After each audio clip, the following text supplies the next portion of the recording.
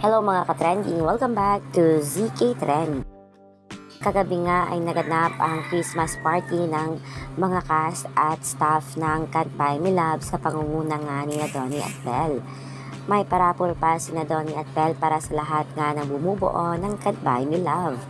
Kaya naman itong mga kaibigan ni Donnie at Belle ay nagbigay nga ng ayuda dito sa Don Bell at makikita nga na for the bulungan na naman itong dalawa na talagang nagbigay ng kilig sa lahat nga ng mga Bobbies. Sabi nga ang mga kilig moments at sweet moments ng Don Bell sa naganap nga na Christmas party ng Can't Buy Me Love. Ayon nga dito sa mga komento ng mga Bobbies sa Twitter, di talaga mawawala yung bulungan ng dalawang to. Oo na po, kayo na ang may sariling mundo at nasa happy place. #Don Bell.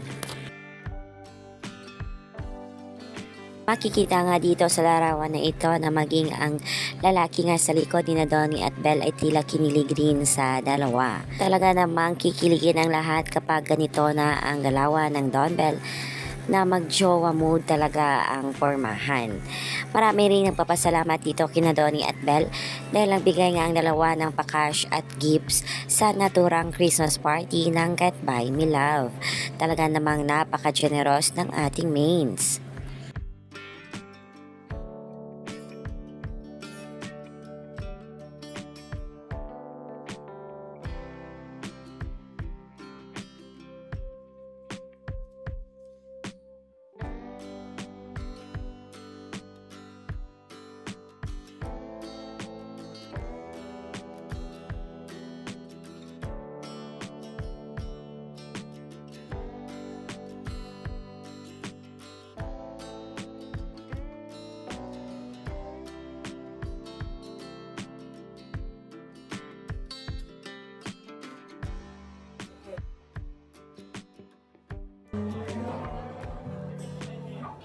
Michael Bogart! Meron?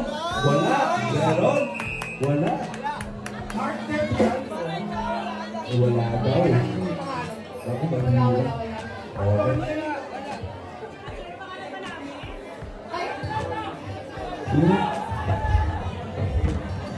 Sino yan? Sino yan? Tawang-tawa. Uy, saan pa sinasama kami? 5,000 pesos to. Red promo!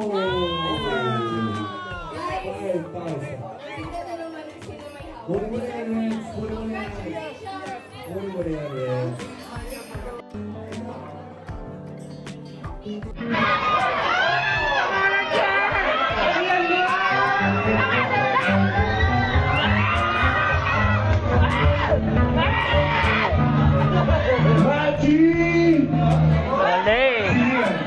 Yun na lang sabi, Mati. Iya. Ano ba? Mati! Mati! Mati! Mati! Mati!